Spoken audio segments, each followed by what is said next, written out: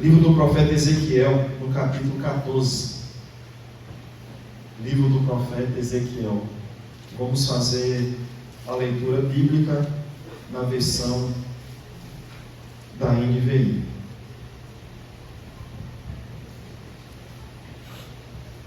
Antes de fazer a leitura, perceba que algumas pessoas, alguns irmãos nos visitando, a nossa palavra de gratidão por sua presença, e que esse culto a Deus e que essa mensagem tenha um efeito positivo, impactante no seu coração.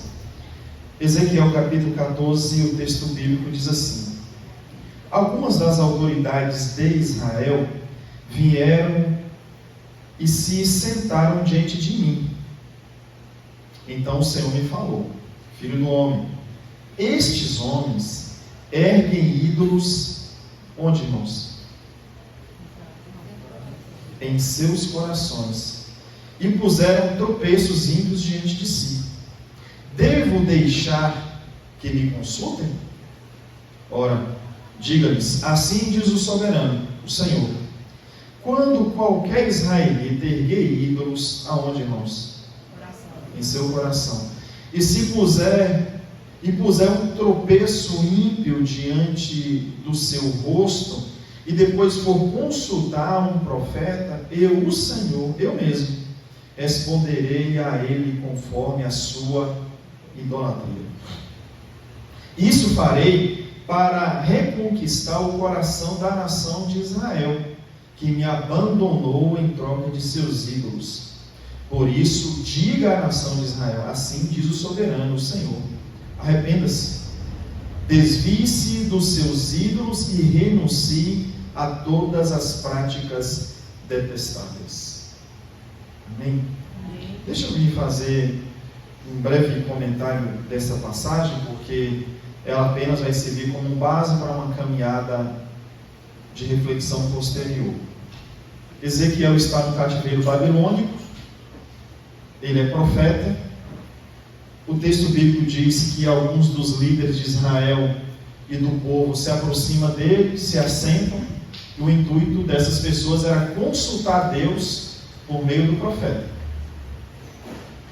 Aí Deus diz assim ao coração do profeta Ezequiel: filho do homem, estes homens, eles carregam, eles erguem, eles têm ídolos em seus corações.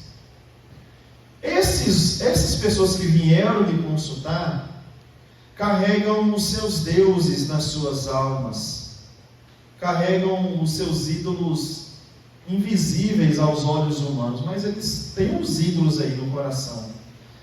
Eu devo deixar que essas pessoas me consultem? Eu devo falar a eles por meio de você? E aí o Senhor mesmo responde: olha só, esses homens, essas mulheres que estão erguendo os ídolos em seus corações, eles estão colocando uma pedra de tropeço diante de si.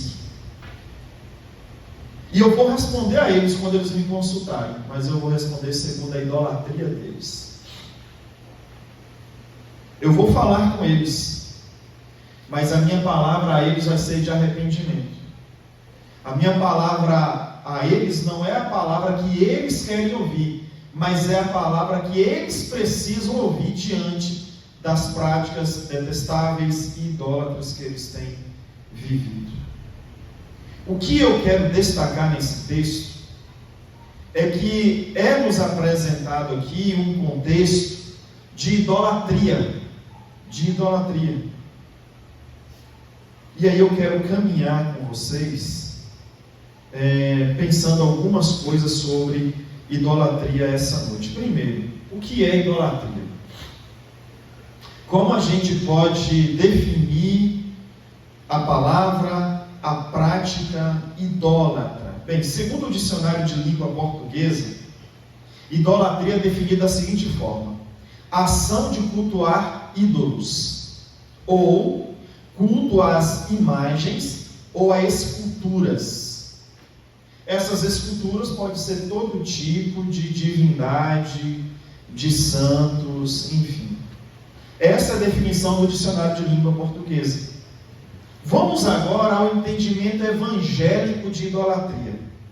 No entendimento evangélico, a concepção de idolatria ficou mais resumida à segunda parte que o próprio dicionário nos oferece como definição: culto às imagens ou esculturas. Dessa forma, se você tiver aí um tempo e curiosidade, se você sair perguntando aos evangélicos o que é idolatria, se você perguntar a 10 pessoas, eu acredito piamente que as 10 vão dizer que idolatria para eles é culto à imagem ou a esculturas. Esse é o conceito geral de idolatria entre a maioria dos evangélicos. Se você encontrar um evangélico que destoa dessa resposta, ou melhor, dessa pergunta, é alguém que está um pouco mais antenado. Mas no geralzão do povão evangélico, a definição que se tem de idolatria é culto às imagens. Pronto. Bem, como os israelitas pensavam em idolatria? Para o povo de Israel, idolatria era qualquer prática de culto esse não dedicado, não oferecido ao Deus Criador. Logo no início da formação do povo de Israel, logo de cara, Deus enviou a lei por meio de Moisés, dizendo: olha, está proibido, totalmente proibido, que vocês criem, que vocês formem, que vocês desenvolvam qualquer tipo de imagem para veneração ou para culto. Então ficou explícito ali no primeiro mandamento que não se podia ter um outro Deus além do Deus libertador, além do Deus criador, e não podia também fazer qualquer imagem de escultura, nem desse Deus e nem de outro Deus, para veneração ou para culto. Aí eu vou falar a diferença de veneração para culto. Veneração é, você não pode ter nenhuma imagem, segundo a lei de Êxodo 20, você não pode ter nenhuma imagem como objeto de honra. Não, eu tenho essa imagem aqui apenas como um meio de honrar. A Bíblia proíbe isso. Eu tenho essa imagem aqui como um meio de respeito, de devoção. Não pode ter imagem nem para honra e nem para o culto a ela. Isso fica explícito, essa proibição de fabricação de imagens para veneração ou para qualquer tipo de culto. Chegamos ao Novo Testamento.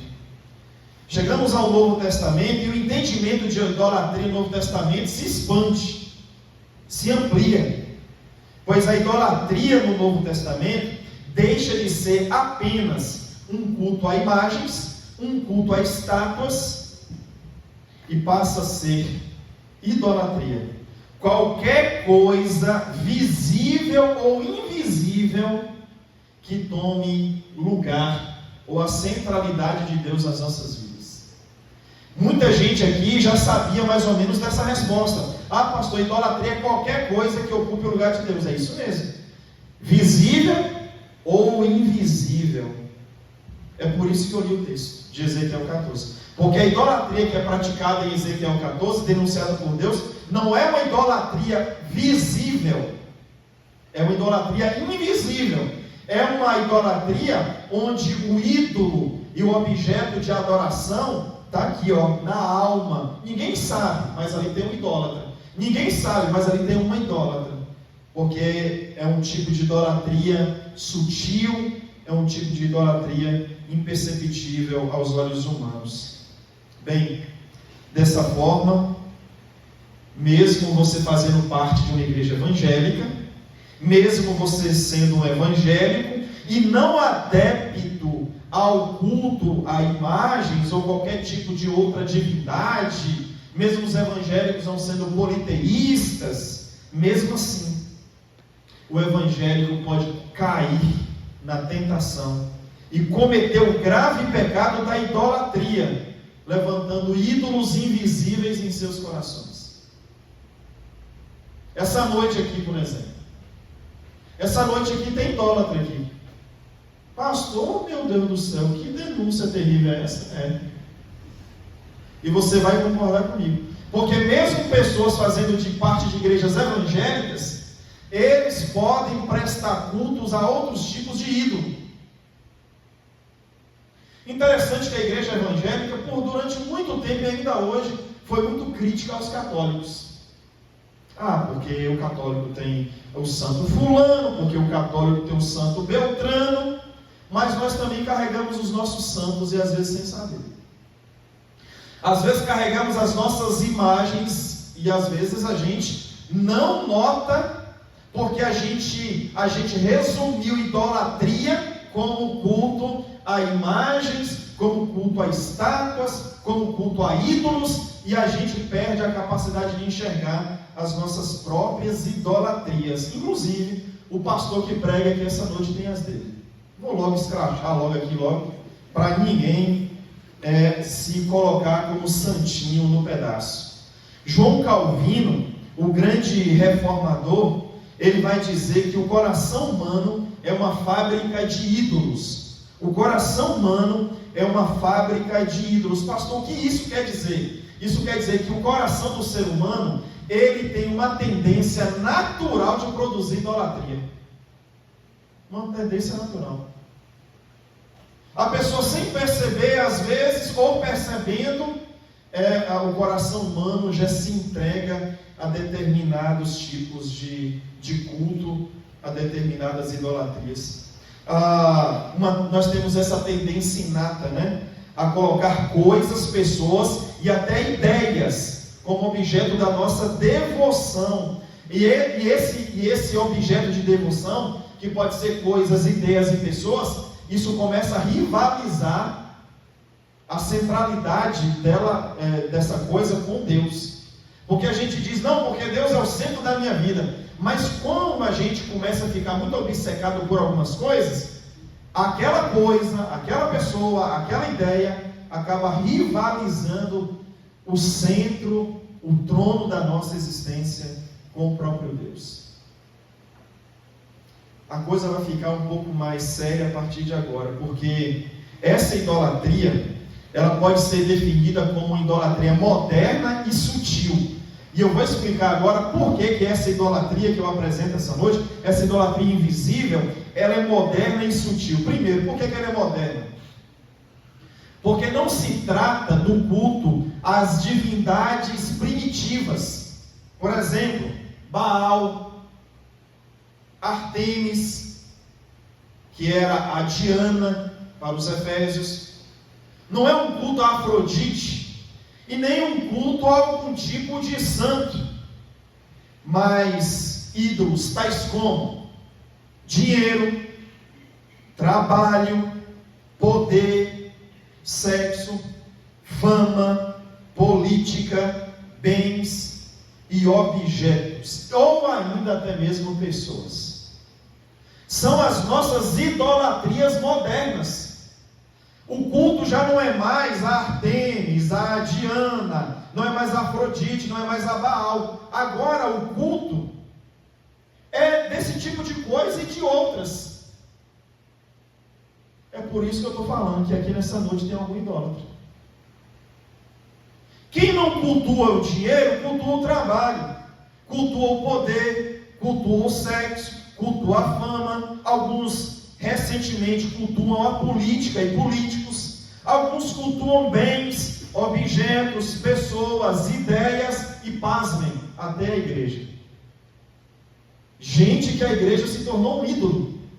Gente que o cargo que tem na igreja virou ídolo. Ai de quem tirar essa pessoa daquele cargo. É briga.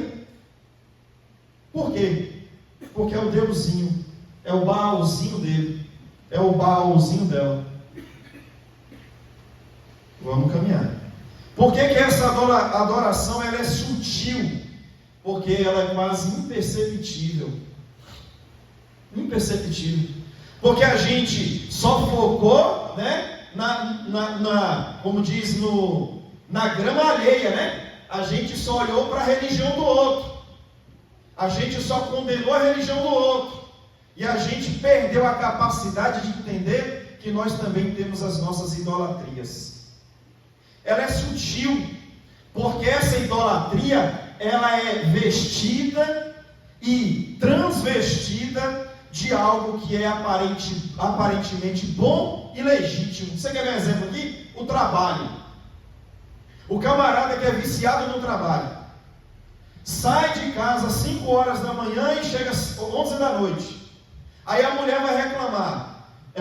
Lá na nossa região, eu tinha um caso desse. O camarada saía de casa de manhã cedo, chegava de noite, isso de segunda a segunda, e o argumento quando a mulher reclamava era assim, dele: não, mas eu estou cuidando de vocês, eu estou cuidando da família, eu quero deixar um patrimônio, eu quero dar o melhor para vocês. Então a gente sempre tem uma boa justificativa para as nossas idolatrias. O trabalho virou um ídolo. O trabalho virou um ídolo. A pessoa, o domingo para essa pessoa é terrível. Por quê? Porque não tem expediente. Vou fazer o que domingo, meu Deus do céu? A pessoa virou um workaholic, que é a palavra em inglês para pessoas viciadas em trabalho. O trabalho virou um ídolo. Então você está vendo como é que essa idolatria ela é sutil? Porque ela vem revestida de uma coisa boa. O homem tem que trabalhar, a mulher tem que trabalhar. A mulher e o homem tem que trabalhar, mas o trabalho não pode virar Deus. O trabalho não pode virar um ídolo. Assim como também as outras áreas da nossa vida, as outras coisas, também não pode virar um ídolo em nossa vida. Eu queria pedir a vocês que a gente lesse Mateus 6:24, para você perceber como é que Jesus condena essa idolatria moderna, sutil e invisível no Sermão do Monte. Mateus capítulo 6, verso de número 24. Vai aparecer aqui? Já está, né? Olha lá. Ninguém pode servir a dois senhores. Pronto. Pois odiará um e amará o outro, ou se dedicará a um e desprezará o outro. Ninguém pode, ou vocês não podem servir a Deus e ao dinheiro. A versão tradicional desse texto de João Ferreira de Almeida traduz a palavra dinheiro por mamon. Então lá vai uma explicação. Mamon, que aparece em João Ferreira de Almeida, Mamon, não é um deus cultuado na antiguidade. Porque alguém pode falar assim, Mamon era um ídolo. Não, Mamon não era um ídolo. Mamon não era um ídolo como Baal era, como Astarote era. Mamon é a palavra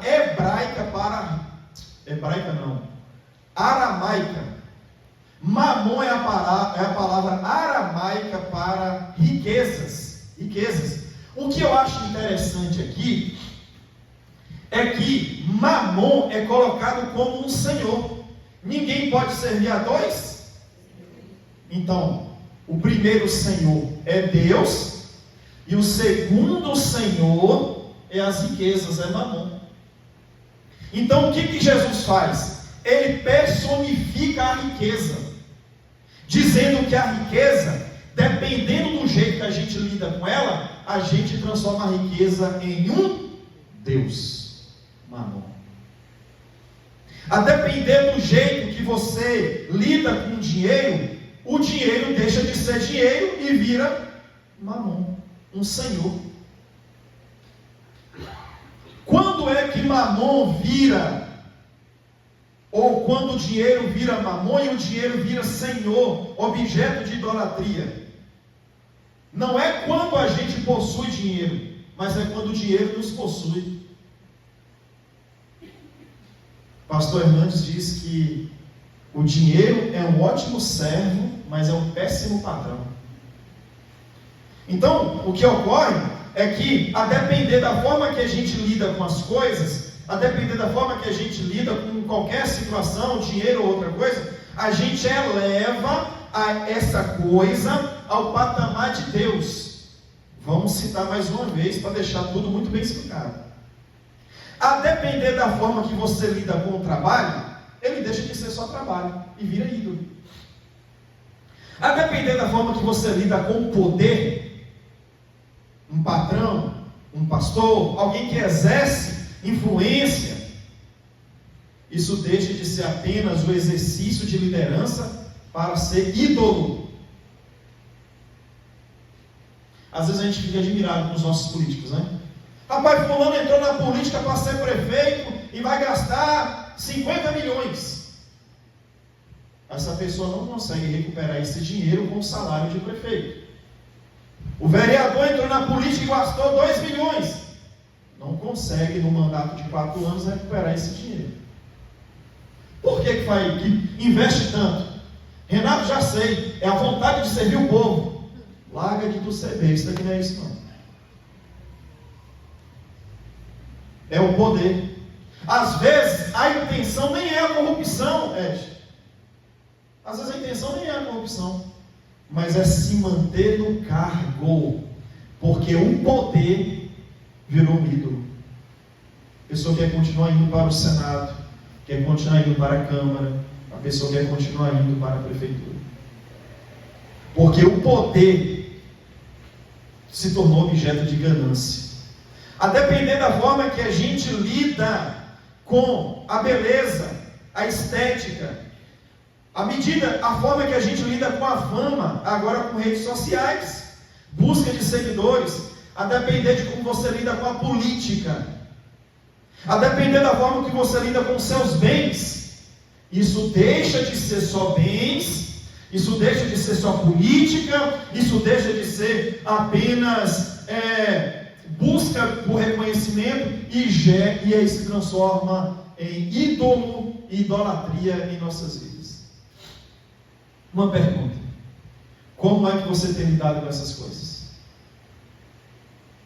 Será que essas coisas deixaram de ser meras coisas e já alcançou no seu coração um patamar de Deus?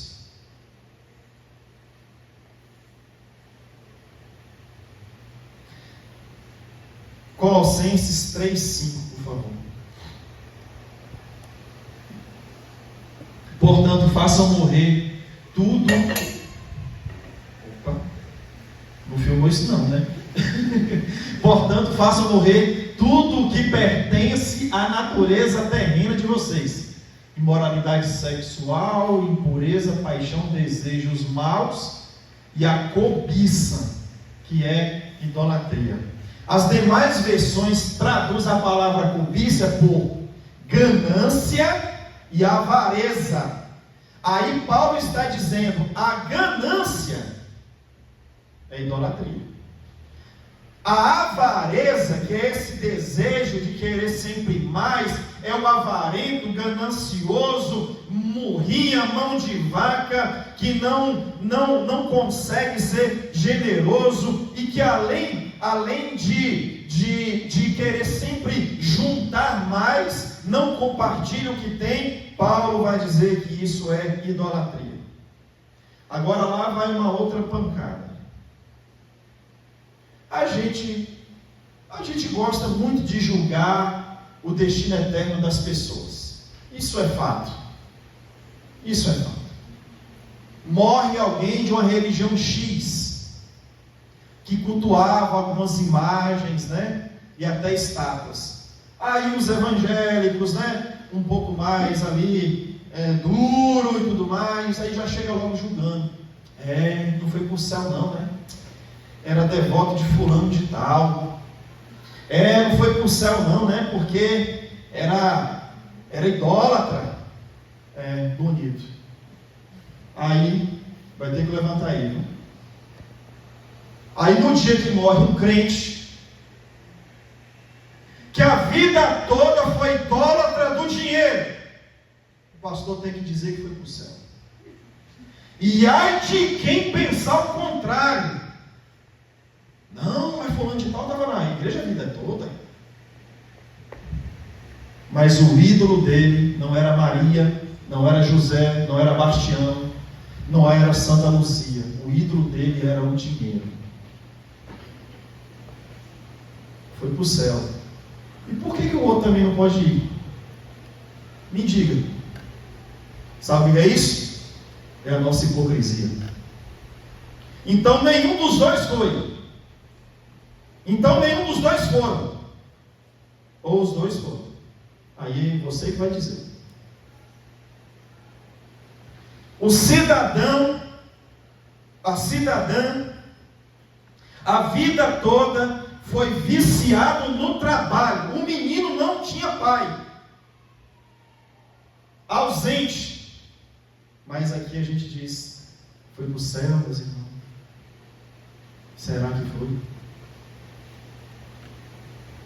A pessoa a vida toda fez da sua busca de reconhecimento o ídolo, um Deus. Ou agora mais recente, um verdadeiro militante político, onde as políticas e as ideias, ou de direita ou de esquerda, viraram a sua Bíblia. Ele lê a Bíblia com a ótica da ideologia política. Às vezes um pastor prega, ele está tão polarizado que diz, isso aí é coisa de esquerda, ou isso aí é coisa de direita. Aí quando morre, foi idólatra de Bolsonaro, ou foi idólatra de Lula. Aí no dia do velório, o pastor está aqui para dizer que ele foi para o céu. Será que foi? Mas o da Igreja Católica a gente disse que não foi.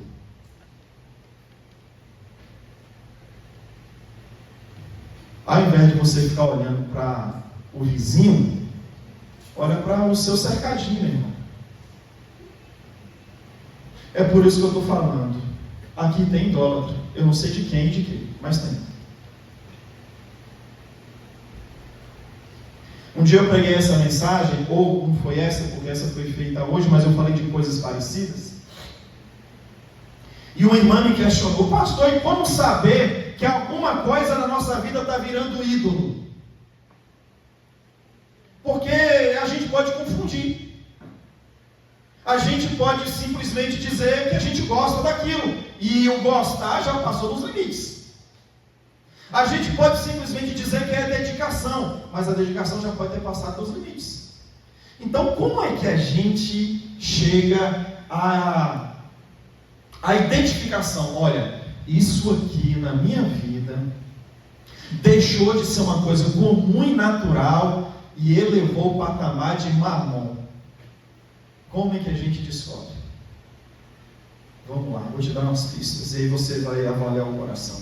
Primeiro, qualquer coisa que se tornou obsessiva. Se tornou obsessão? É o namorado? Ele é seu Deus. É a namorada? É a deusa. É o marido? É a esposa? Tudo que a gente é obcecado, sinal que não é mais um ser humano comum, um objeto ou qualquer outra coisa. É ídolo. Então avalie o que você é obcecado. Segundo, qualquer coisa que absorva seu coração e a sua imaginação mais que Deus. Vamos lá. No que você tem mais pensado recentemente? O que é que você vai dormir pensando e acorda pensando? O que é que domina o seu pensamento? Pode ser que isso seja um ídolo.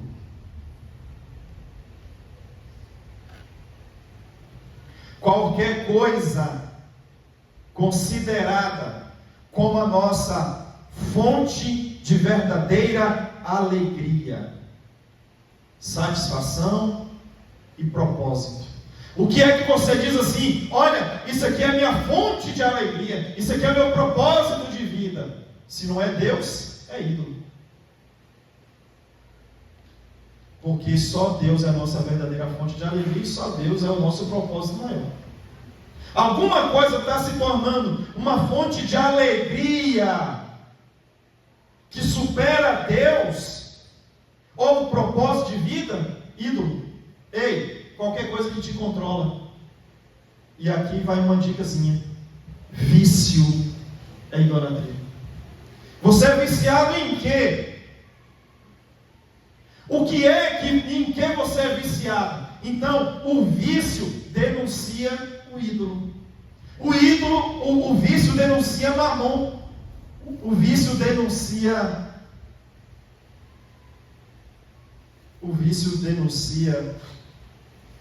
a nossa idolatria. Qualquer coisa que a gente acha que aquilo traz a nossa redenção. Qualquer coisa que você diz assim: quando eu conseguir isso, eles vão ver. Quando eu conseguir tal coisa, isso vai ser a minha salvação. Quando eu conseguir tal coisa, aí eu vou ter paz. Quando eu conseguir tal coisa, eu vou então me perceber plenamente realizado. Ídolo. Ei, vamos lá. Pastor, eu quero ter uma casa própria. E eu percebo que às vezes eu vou me sentir realizado. Sim, meu irmão, eu compreendo. Mas o que a gente precisa entender é que Deus já nos satisfaz. E se você não consegue se satisfazer em Deus e precisa de uma casa ou de um carro, então essas coisas viraram Deus. Porque mesmo no aluguel a gente pode encontrar contentamento na vida em Deus. Mesmo na pindaíba a gente pode encontrar conforto no Senhor. Mas quando a gente é tomado de murmuração, de inquietação, de angústia, de ansiedade, de qualquer outro tipo de coisa, porque a gente botou na cabeça que enquanto aquilo não será alcançado, eu não me realizo como pessoa, então aquilo é ídolo. Qualquer coisa que se torna tão essencial, tão central em sua vida, que se você perder, você vai dizer: não vou conseguir mais viver. Pense aí.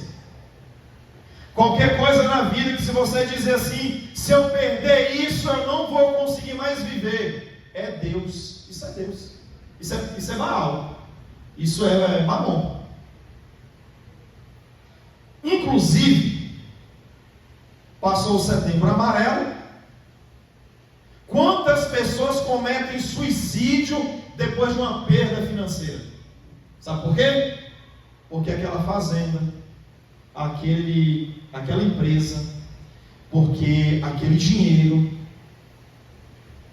não era mais simples bens, era Deus. E a pessoa, quando perde, e a perda faz com que ela não consiga mais viver, e a vida perde o sentido diante daquela perda, então aquela coisa perdida era o ídolo da sua vida.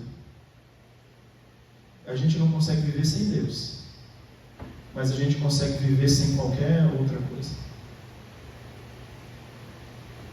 Qualquer coisa que a gente deposita a nossa esperança e a nossa confiança mais do que Deus. O ídolo pode ser aquilo que nos torna mais furiosos. Por exemplo aqui, você sabe um ídolo que quase ninguém percebe, que está aí nas igrejas e no mundo? O ego. O ego. Mexeu com o seu ego e você ficou furioso? O seu ego é o seu Deus.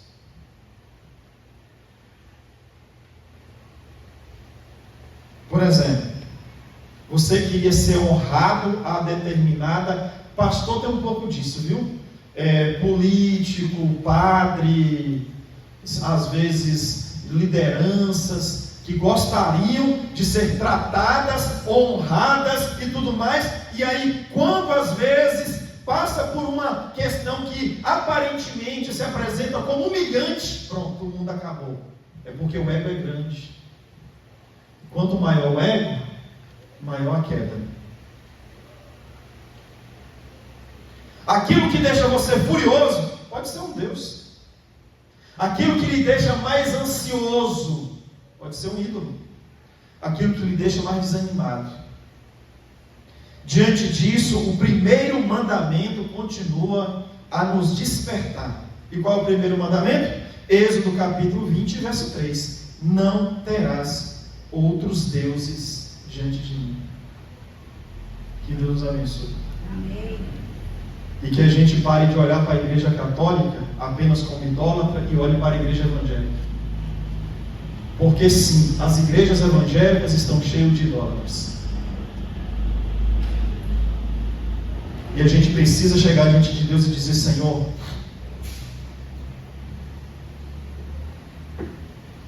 essa coisa, essa pessoa, essa ideia deixaram de ser coisas naturais na minha vida e estão se transformando em verdadeiros ídolos. E o trono do meu coração não é para o dinheiro. O trono do meu coração não é para a fama. O trono do meu coração não é para a política. O trono do meu coração não é para os meus bens. O trono do meu coração não é para a minha carreira, não é para o meu trabalho. O trono do meu coração não é para ninguém, nenhuma outra pessoa, a não ser o Senhor. Então, eu tenho me tornado idólatra nessa área, e eu quero que o Senhor me liberta nessa noite, porque a idolatria escraviza, a idolatria desumaniza, a idolatria nos afasta de Ti, a idolatria empobrece a minha espiritualidade, a idolatria provoca todos os tipos de males. E eu não quero ter outro Deus diante de mim, a não ser o Senhor. Então me cura, me liberta,